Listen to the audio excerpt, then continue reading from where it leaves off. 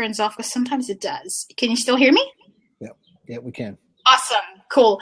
Okay, for those who are watching live right now, and of course to those who are watching in the replay, welcome to the third episode of SocialJam. My name, obviously, is Jam Mayer, and I am based in New Zealand, Auckland to be exact.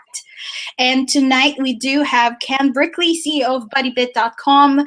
We will talk about, well, mostly him and me just interviewing and asking questions, how to sell on social media or social e-commerce.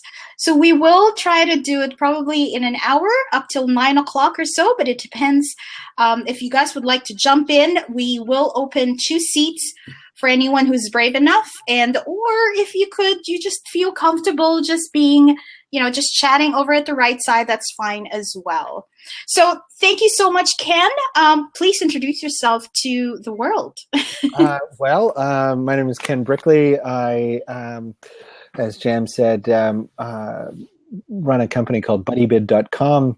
We found that it was difficult getting people out of Facebook and through a shopping cart. And so we thought, well, let's move the shopping cart into Facebook. And then we thought, why do we need a shopping cart? I mean, how many times do you really add 2 or 3 or 4 things? So we started getting rid of products and trimming down and trying to remove as much friction as possible. People know, we already know who you are. You're inside of social, and just let them click the buy button. That's a little bit behind our product.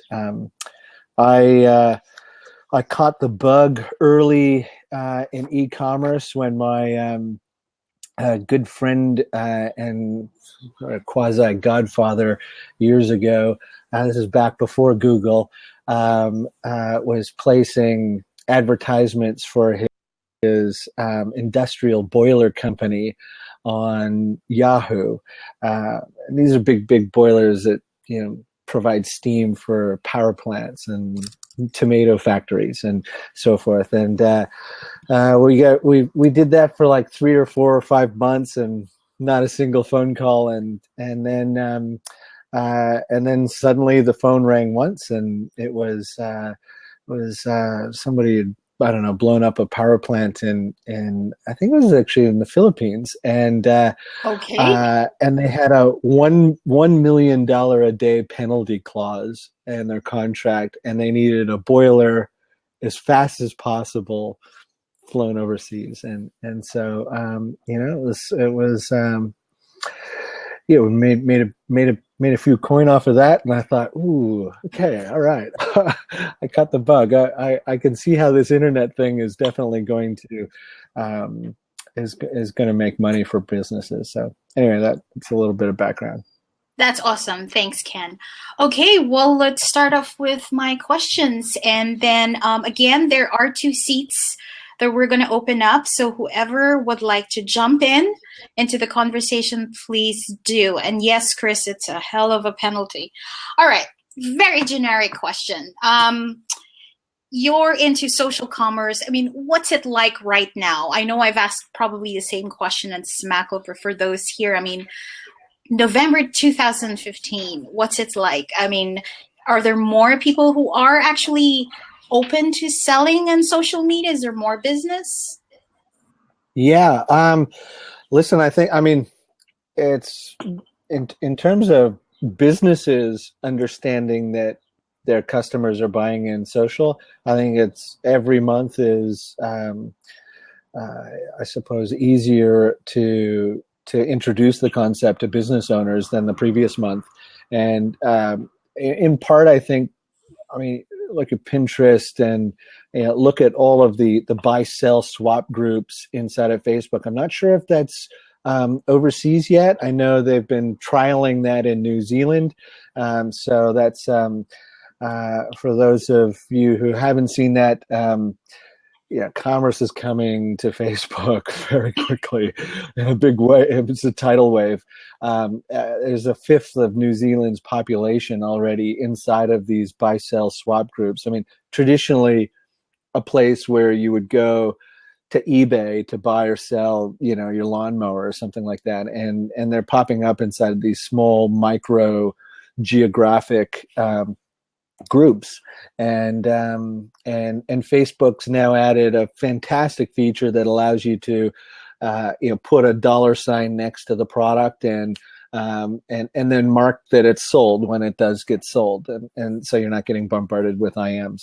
So that consumer migration into social for their selling tickets to each other type of a commerce, we're seeing CEOs, middle management start to clock that and ask the question, and I think that's probably at the same time that a lot of mid-sized companies, larger companies, and plenty of smaller ones that have dabbled in Facebook marketing, advertising, or now testing out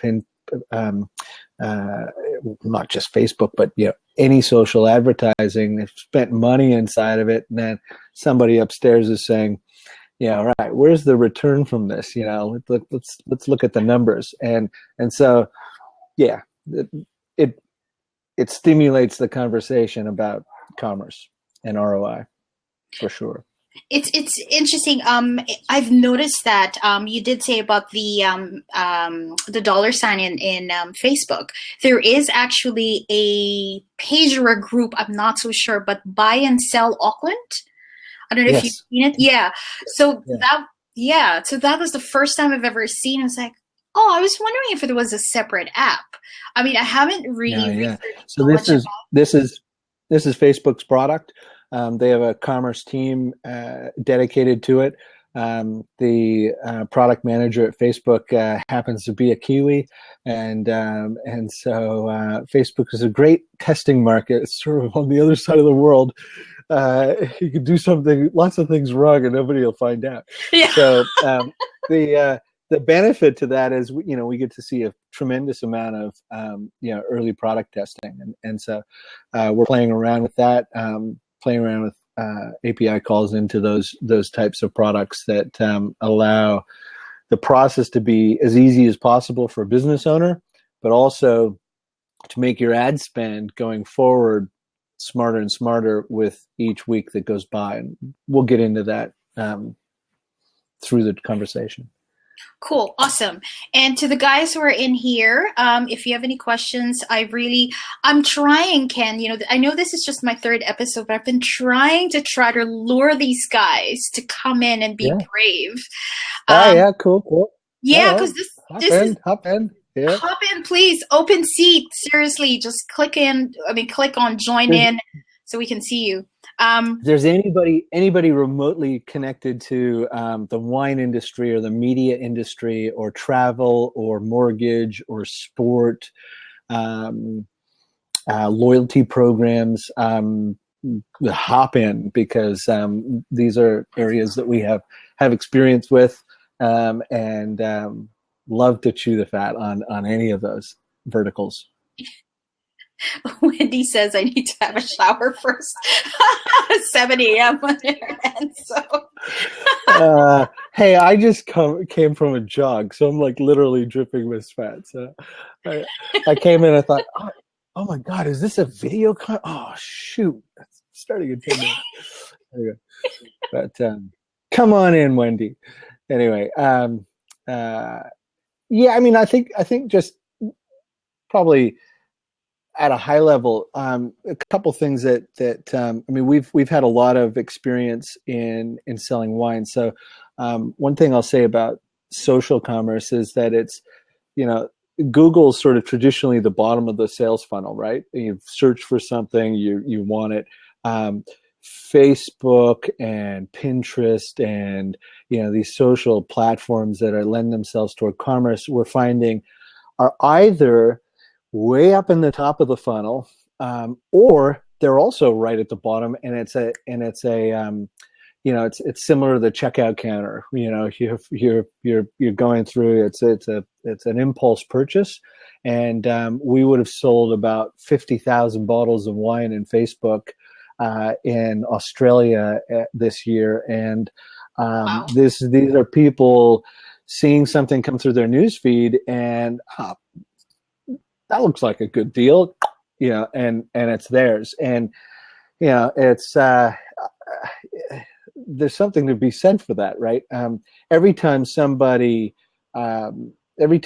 engages with the platform, that we're able to sort of start learning a lot more about them. They're improving our app. We find out not too much about them, but enough to say that, right, okay, single men over the age of 65 who are on iPads, when presented with a mixed case of white wine, normally, apparently, they drink red wine, but single 65-year-olds on iPads, they're drinking mixed cases of white wine, and we can acquire them for literally, a tenth of the cost of acquisition than you normally would acquire a new customer. And in fact, I think it's more than a tenth.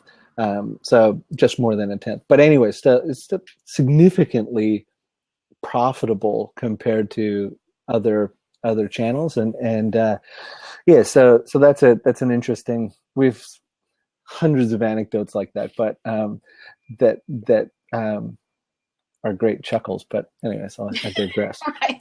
Now that's interesting. See, I wrote that down in my notes. See,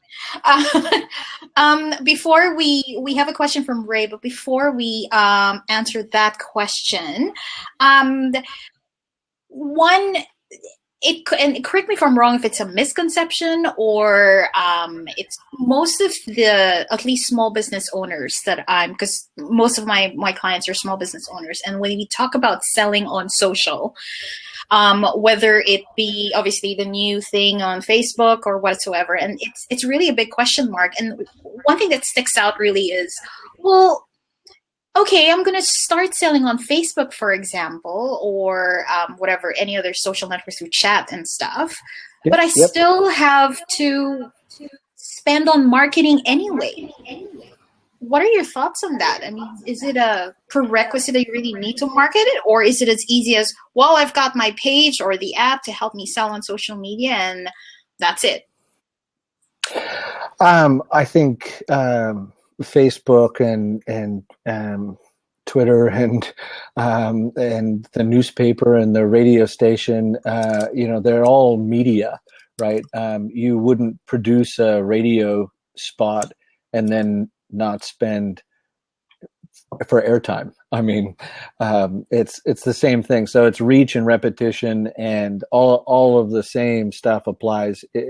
Facebook has learned that they've got a good thing, and you want to reach those eyeballs, you're going to pay for it. I found that likes are predominantly for the small business owner. It's a vanity metric more than anything. You're going to want to pay to get the reach that you're after. That said, we're finding that if content is still king, right? So you can pay all day long to pump crap content down your poor target market, and that it's not going to work out for either of you. So get great content out there. We have clients that with only 25,000 likes are getting 1 million organic impressions on trailing 30 days. That's after this recent, I don't know, 9 months ago, the change where sort of everybody was affected by Facebook's algorithms. If you've got great content and people are into it, people will share it, they'll like it, they'll comment on it, that all of those things create further organic reach. And we like to say, the three swimming lanes of social campaigns, where you have brand events, and you have these conversations, and then you have your direct response. This whole conversation has never really been transactional. It's always been, we'll build a relationship. Well, bollocks, that can absolutely be transactional content. It doesn't have to be 50% off,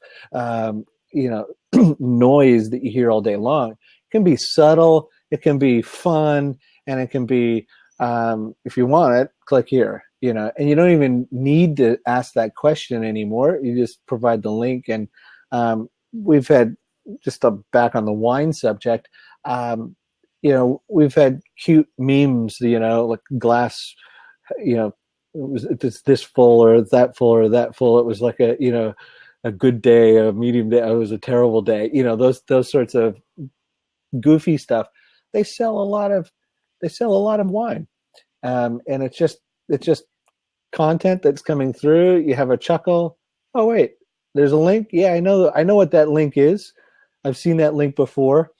Every single piece of content has that link. I know if I click that link, I'm inside of. I haven't left Facebook. I'm still inside of Facebook, and I know there's a deal behind that link. And maybe right now I just want to chuckle at it, but tomorrow night I'm going to see that. Actually, it's Wednesday.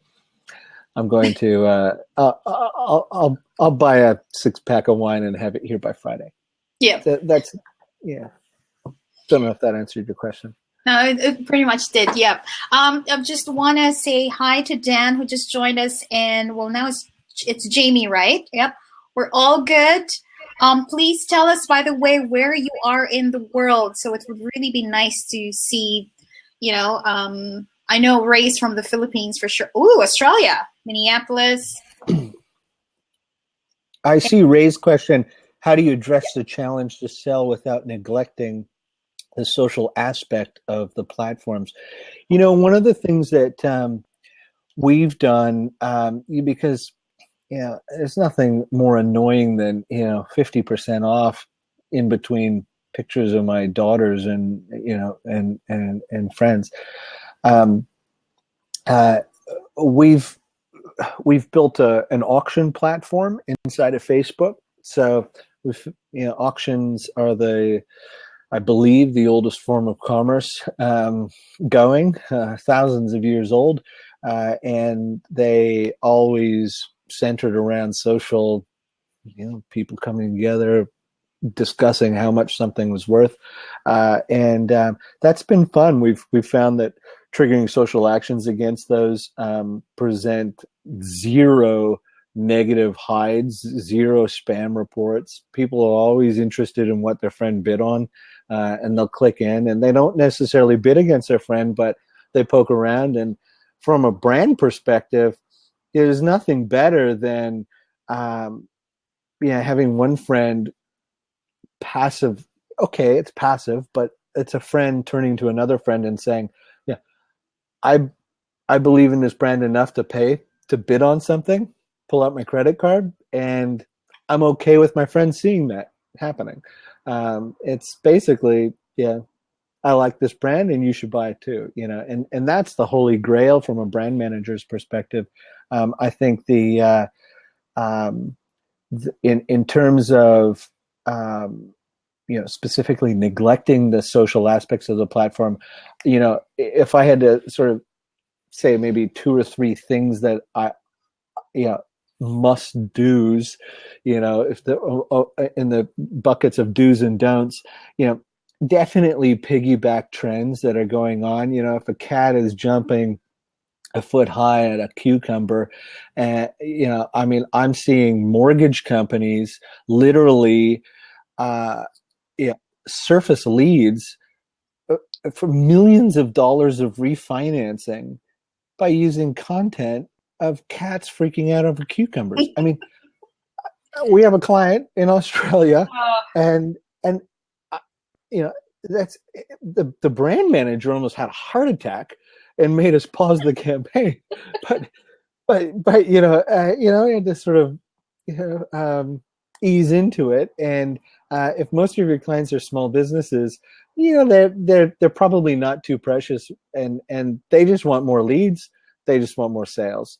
And so I would say, hop on the current trend, attach yourself to it, and that's people just want fun content. If you can slow them down enough to look at the content, have a chuckle, and then read 3 or 4 words that indicate what direction. Actually, I do kind of need that tap. It's quite effective. Content's still king. just allow the content to be transactional content, and keep it light touch. Don't write. I guess this is sort of obvious stuff, but the War and Peace, long, paragraphs, and it should fit on one line. But anyways, right. Okay. Get me started. I'll talk all night. Yeah. Sorry. No. It's fine. This is exactly what it's all about. Seriously.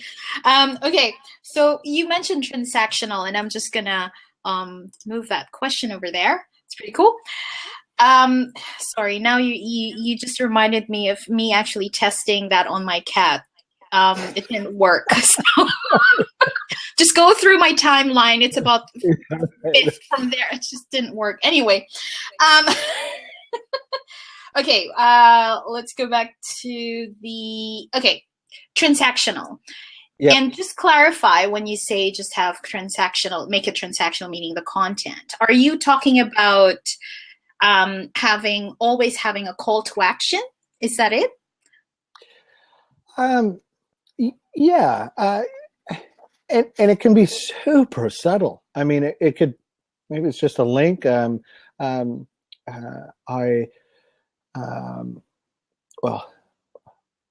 promise I'll get off of the wine subject. But the wine was, for one of our clients, they just came up with this, phrase, secret Facebook wine auctions.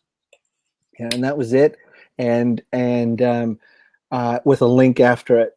And so every piece of content that they produce is an image post, and across multiple social platforms, and it's an image post, and it's fun, and it's lighthearted, and it'll make you laugh, and that's it. And it's usually to do something with wine, right? But not always, but it's always lighthearted and fun. And the description of the image in every single case is the same, and it's just secret Facebook wine auctions hyperlink. That's it. And nobody even reads that anymore. If they've seen it before, they're looking at the image. But the images are great content that are super shareable, and every post gets wicked organic reach because they're being shared, they're being liked, they're being commented on. People are at their friend's name in the comments, left, right, and center. That's kind of what you want to go for. Yeah.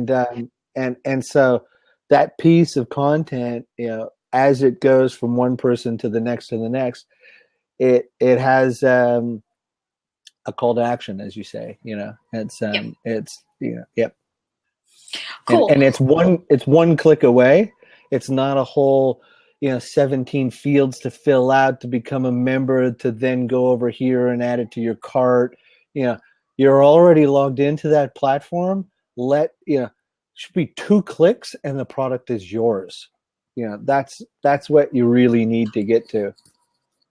Yep. Ray says getting your audience curious about the content can also be a great call to action. Well, yeah, in a way. Yeah. Cool. Okay, let's jump again, and please, guys, whoever's in the room. Oh yeah, it is getting dark. That's why I kind of opened the light. It's like, oh, it's going to get dark here. Shit, let's start turning around this way. Anyway, yeah. You have me in the middle of the night here. I'll turn up my screen, the brightness on my screen. There we go. Perfect. Oh, they're perfect. Awesome. We can see your face a little bit more. Hey, thanks, William, for joining. And finally, Chris is coming in. Great. Well done, Chris. This is awesome. Okay, so we'll wait for Chris to come in. Hey, guys. Good morning. Hey, man. Hey, how you doing? Where are you calling in from, Chris? Well, it's about 1:30 a.m. here in Minneapolis. Minneapolis. Yeah, this is actually my first day on Blab. I just found out about this recently from some of my Periscope, some of the people I follow on Periscope. And I was looking for some small business stuff and came across what I thought was a great title, How to Sell on Social Media. I think that's huge. Social validation. And Ken, like you were saying, someone can promote the product that they're buying to their friends, just saying, hey, I'm okay with buying this, and that should be enough of the social validation. I'm not sharing it, I'm not forcing it down anyone's throat. It's just they're seeing me buy it or bid on it, and they might be interested in that too. So thank you guys for having me on here. You know what's interesting about that, Chris, is I think search is actually coming to. I mean, we've the last 15 years we've been conditioned to interrupt people from their search, or and divert them over to somewhere else and then convert them, right? Mm-hmm. I'm just, I guess it's just among my friends and my own personal life, but yeah, I'm less interested in the search results of a product that may employ a super good SEO specialist, and I'm way more interested in the search results of my friends and family and the people that I totally trust, and it's almost a no-brainer way to see that validation, because like you're saying, it's companies who are just able to have enough brute force behind them that they can appear in the search results. But I mean, I don't know if you guys have seen this on Twitter lately. I've been getting push notifications when a couple of the people that I follow either take action on an account. I got notifications today. It was like, these 3 followers are tweeting about this hashtag, or they just followed this account. I don't know if you guys have that or have seen that, but that always just piques my interest. Like, I've already followed these people. I care about them somewhat. Twitter's not as personal as Facebook, so I think BuddyBid makes a lot more sense. Yeah, cool. Well, my question for you, real quick, for you guys, actually, now that I'm on here, I guess I'll ask a question. So I'm working on a photo competition app. Well, it was an app. Now it's becoming just a website because we're changing to more of a B2B focus. So my question is, I'm a little stuck on pricing. We just got a back-end developer on board with the project today. So about 12 hours ago, we talked and we agreed, or just over the phone. He's a buddy of mine, but he's very talented. He's working on his own projects as well. But it's like a basic struggle that I have with pricing. I think everyone has a struggle at some point like that. But I'm thinking about with BuddyBid, I couldn't find the pricing information. I saw the view demo, but that was what I could see there. My question is, are you doing that? And if you can't tell me, that's fine until you give a demo or something. But I'm curious if you do that as a paid subscription, like monthly, like a standard SaaS product, or if you have your customers pay per auction or per instance.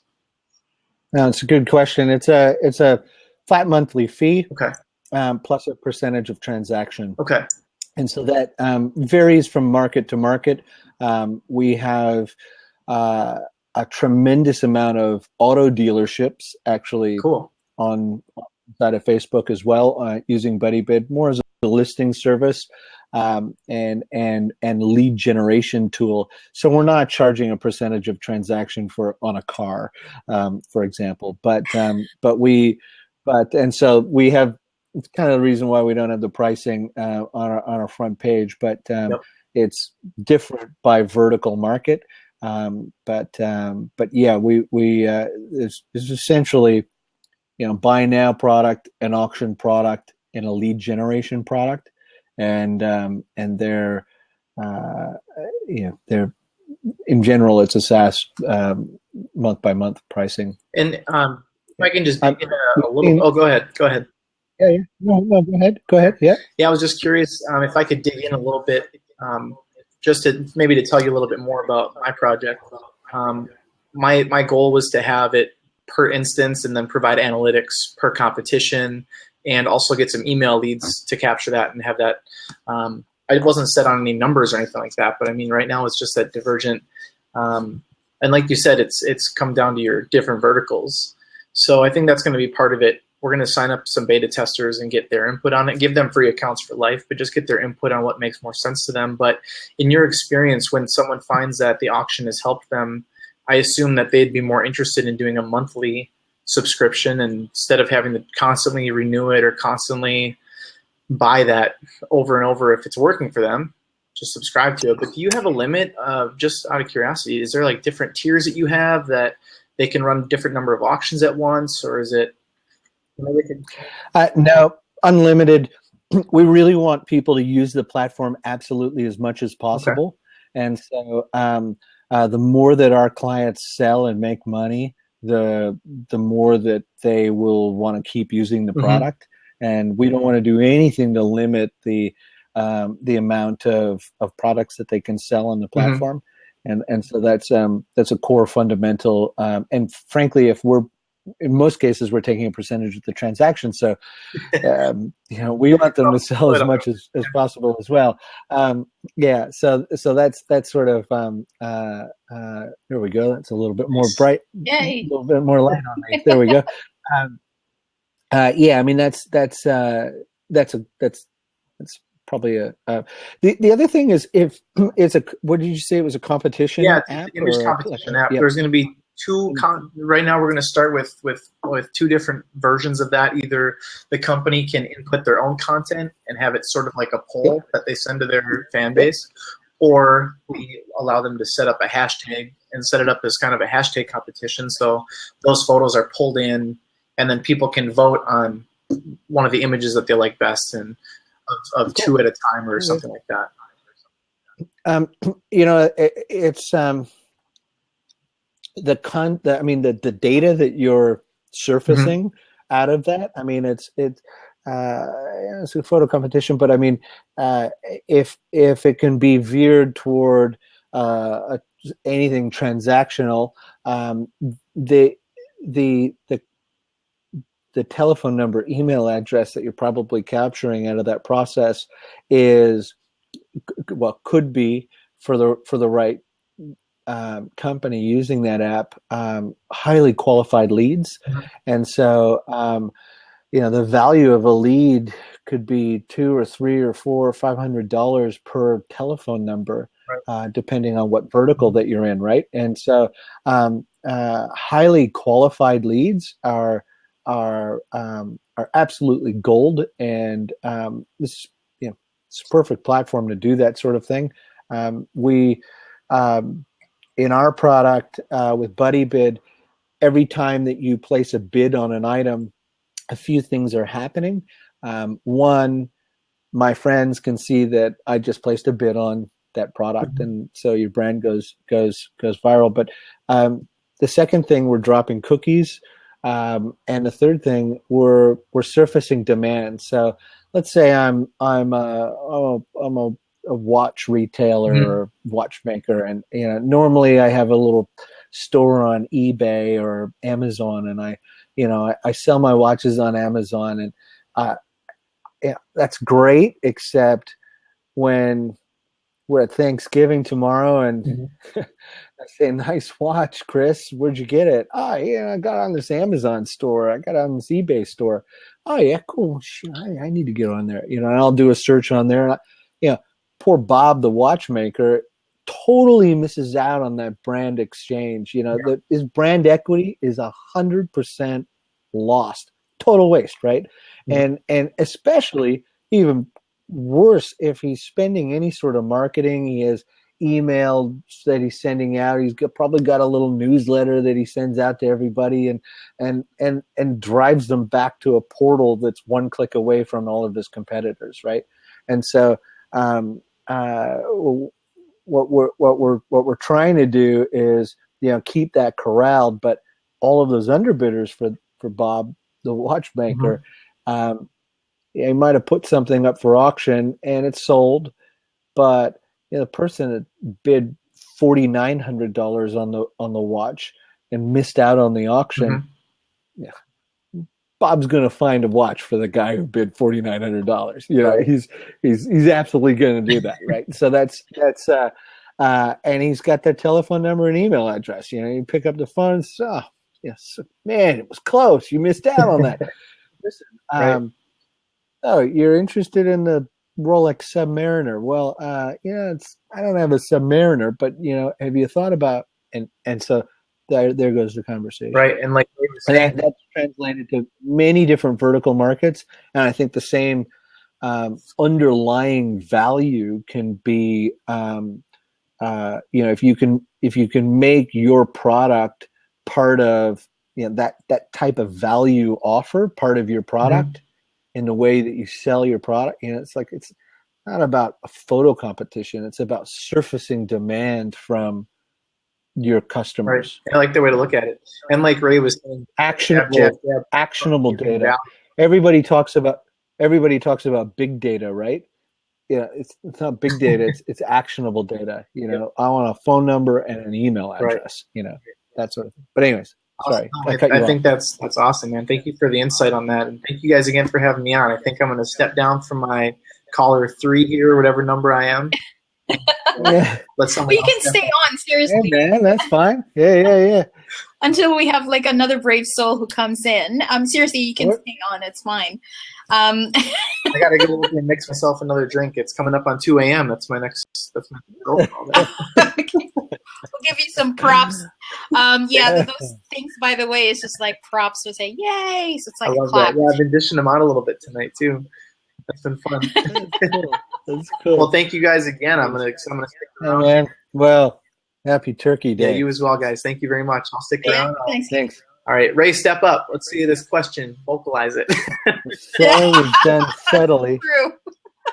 Will that be, what's he saying? If selling is done steadily, will that be a challenge in terms of measurement of ROI? Well, I mean, it's still easy to track, I mean, it's I think search in social is going to be very difficult to track.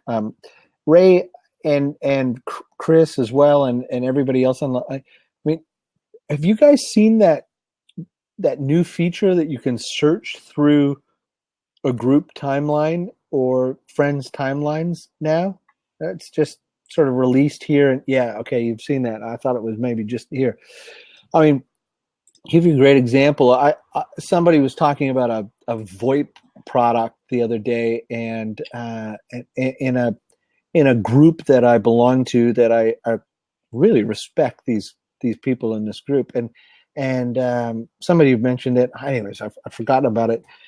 What was the name of that? Again, I didn't want to go to Google and get the, I wanted who I respected's opinion, right? And so I went back to that search, and I found it in about 2 seconds, and of course, opened another tab, typed it in, and purchased this product. And how in the world they're going to attribute last click to that, I don't know. I mean, they'll get there someday, but it's going to be tough to track ROI all the way down to social search for a while, I think. But in terms of the products that, if you're advertising inside of any of these platforms, Instagram, Twitter, Facebook, any of those sorts of things, you better believe. I mean, if you're not tracking that conversion pixel, you're doing it wrong, because frankly, that's the only way that you're, it's the difference between a profitable campaign and one that's not. So anyway. Exactly. Yep. Okay, cool. So we'll turn that off. And I'm thanks, Ray. Ray, we want you to, the last time you were in my episode, last week, you said you weren't ready. Now you should be ready, because you were seriously. Okay. Anyway, I have my own question while we wait for others to join in. Yep. What do you think of, because I know you might be a little partial about this, but I'll ask you anyway. Because there's the advertisements over Facebook. Let's go for Facebook, wherein we call a link post. So you've got an ad, you're trying to sell something. Say you're not a wine company, say a travel agency or travel company. Perfect. Yep. Perfect. Travel. Yep. Would you tell any business owner, would say, what would you prefer? What would you recommend? Would it be link post, meaning here's my ad, here's the stuff on my page, but it goes to their website? Or are you saying that people should really just stay on Facebook and then just have all those apps like BuddyBid, of course, and just selling on the group or the page? Yep. It depends what your objective is. I would test everything, and it's super easy to split test something like that. If you're not dark posting, you should be. If I'm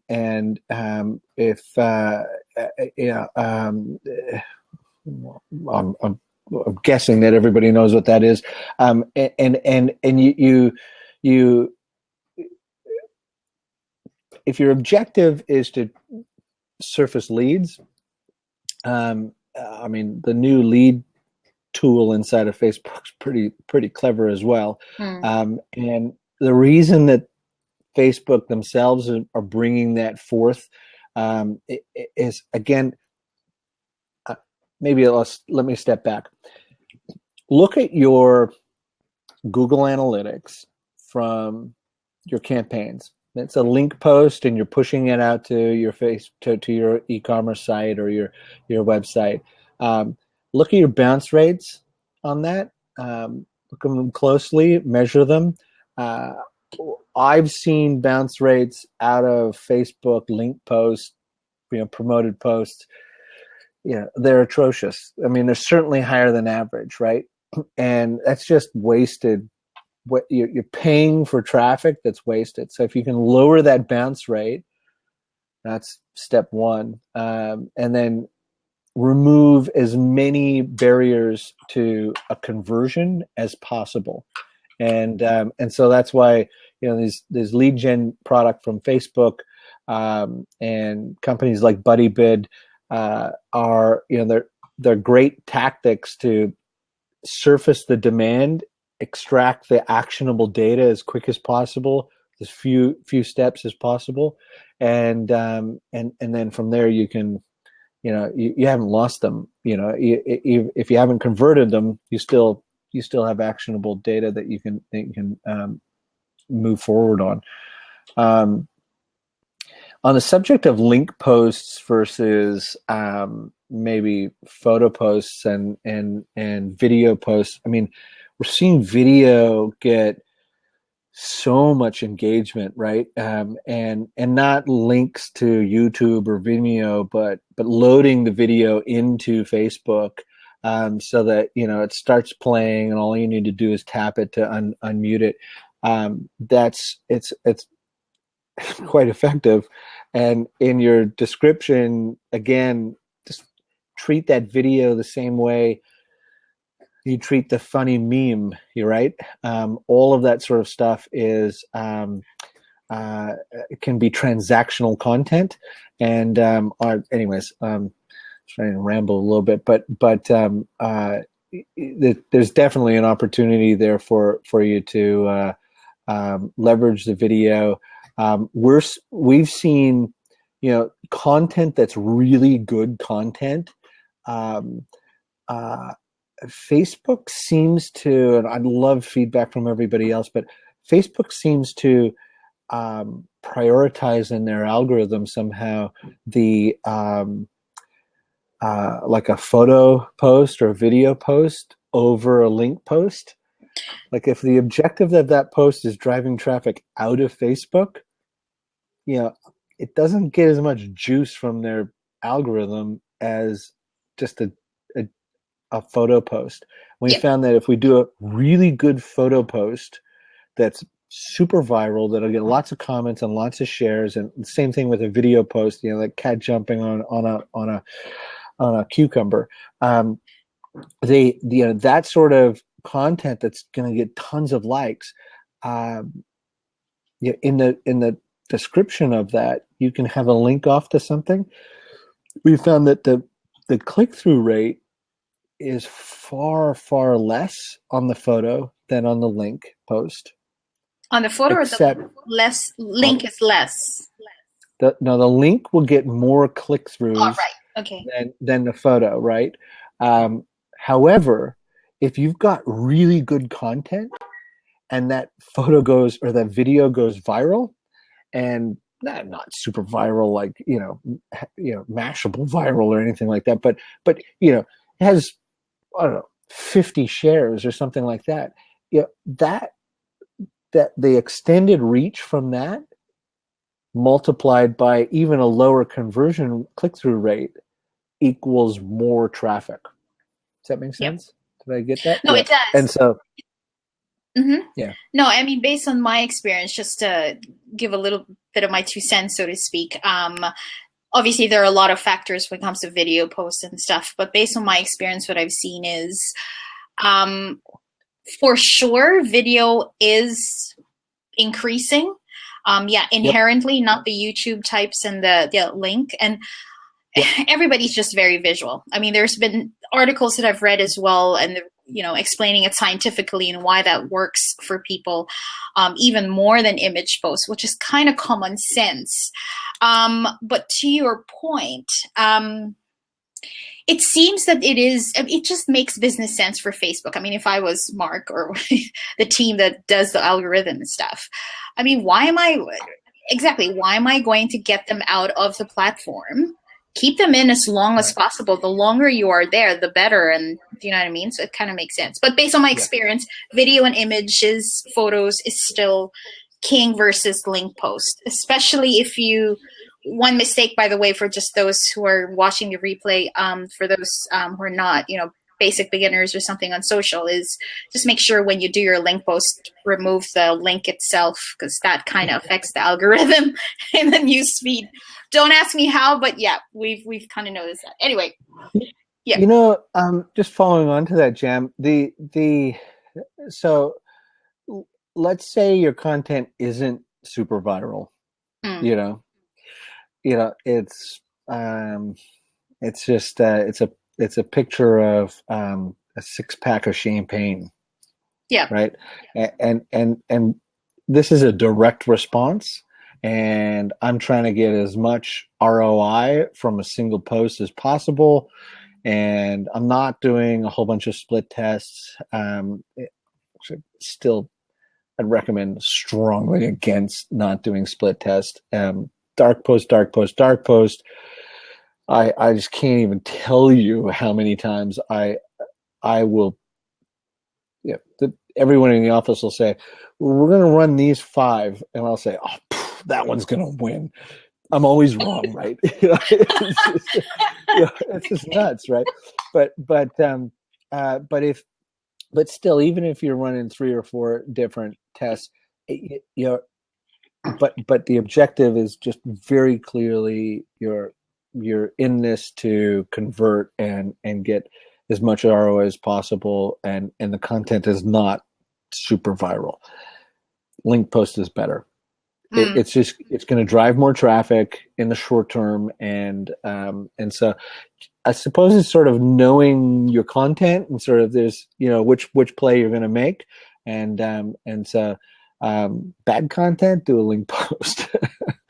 Anyway. Yep. Cool. I just have a little bit of tip, I guess. I'm just going to segue to another kind of topic. It's slightly marketing, but it is closely related to get more people to actually see the brand marketing wise than getting that purchase. I'm going back to travel.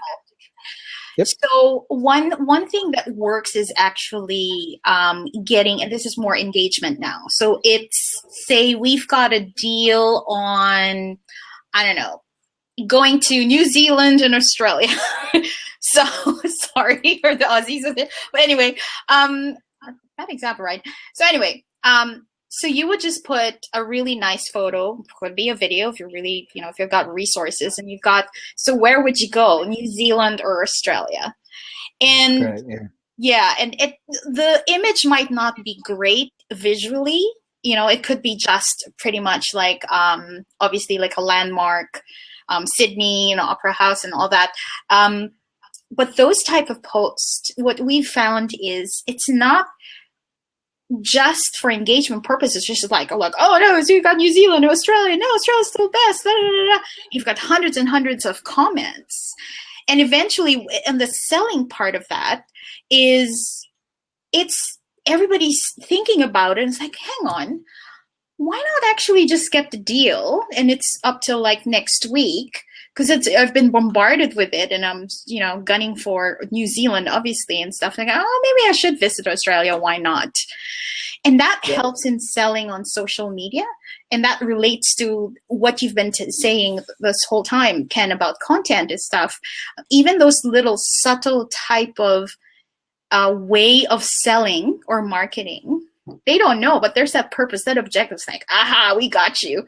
So yeah, totally. So, yeah. And the way to one way to take that that great content of this location versus that location. Yes, great. I mean, they can't help themselves. It's moth to flame, right? Yeah. But one way to just ever so slightly shift that conversation to be transactional by its nature is to say, we're giving 20% off tomorrow. 20% off Sydney or Auckland. That sort of, and so now it's just like, it's pulling them back to, okay, well, tomorrow there's going to be a deal, 20% off on one of these. Darling, did you say you wanted to go to Auckland? Yeah. And then all of a sudden you might be sort of sharing that with your friends. Hey guys, vote Auckland. We want to go to Auckland, and so it's just a way to, I suppose keep the focus on the purchase without being cheesy and salesy. No, that's great. That's a great example. That's great. So another way, just a go ahead. selfless promotion, cheesy plug, is and we've seen this with auctions as well. We're auctioning something off at $1 reserve, and we're going to auction off a trip to Sydney, or an auction to San Francisco, and you choose what we should be auctioning. And it's really funny when you put these auction platforms like eBay, everybody's a pseudonym, so you don't really know who you're bidding against. But when you take away the pseudonyms, you're inside of Facebook, you can see who you're bidding against. There's a lot more trust. You know that they're real people, and it creates upward pressure on price. And people they sort of know the value. They know that, hey, if I'm in or around a 20% discount, that's probably, it's a fair price. And you'll see bidding slow down around that, which is still better than what the Groupon type of model is offering, right? And so and just something to consider. We did a trip to it was a package deal to the Cricket World Cup last year in Melbourne, and somebody paid $7,000 inside of Facebook for the winning bid for that package. We've had probably another just aside is, if you're thinking about getting into social commerce, but you're not quite sure exactly how, like you don't think your product is the right product, or you're not quite 100% sure, use it to maybe bump it up against charity, and use charity as an angle.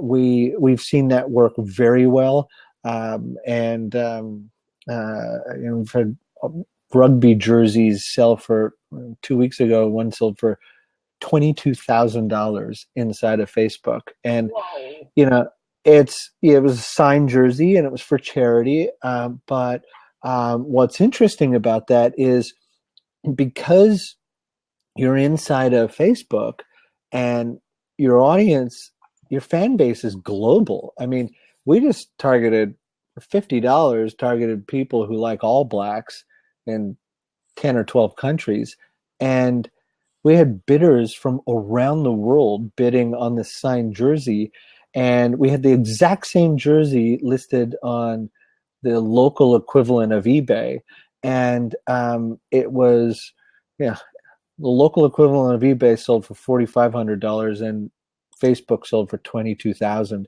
and the difference is we had bidders from London, New York, Singapore, Hong Kong.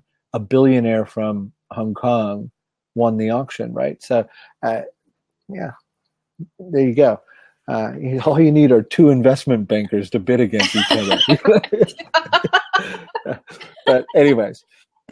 Yep. And Chris did say, well, before we go to 360 Facebook videos and stuff, you're right. I totally agree that, it's about trust. People will see, your friends would see it, and then it's like, ooh, this is a really great cause. So it will actually help and go beyond, obviously, the location.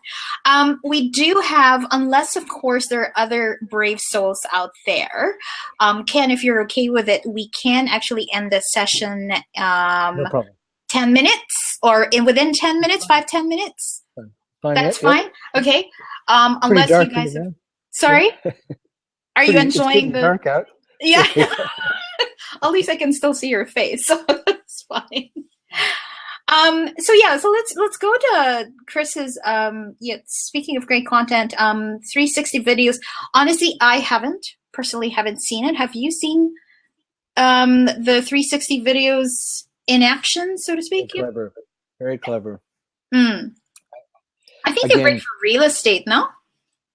I mean, content is king. Anything that engages and pulls them in, and just make sure there's one click away from surfacing a lead or transacting. I mean, that's my, I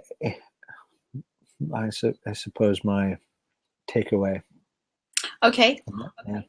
Awesome. So just probably a few more. Okay, guys, and those who are in the replay, obviously you can follow Ken Brickley on Twitter, or if he is enjoying the Blab platform, I won't be surprised if you start doing your little blabs as well and stuff. No, this is great. This is great. One thing we haven't talked about is pricing. I would say,